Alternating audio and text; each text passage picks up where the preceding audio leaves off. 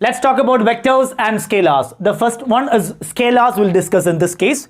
And scalars is having only the magnitude in this side. So for example, 1, 2, 3, this numbers will be there, and it can be, in this case, this only the numbers which is there, and scalar quantity can be added and it can be subtracted, it can be multiplied and can be divided.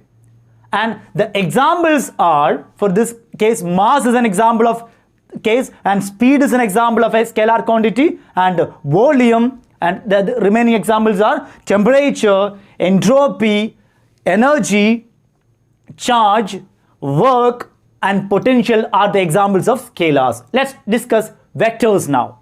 In this case, vectors, it is having, see, magnitude is there, 1, 2, 3, it is there, and having a specific unit for that one, 3 meters or something, and having a direction in this case. So what is a vector? Vector is a quantity which is having magnitude as well as direction. So that is vector, and the examples are displacement, force, velocity, acceleration, and momentum.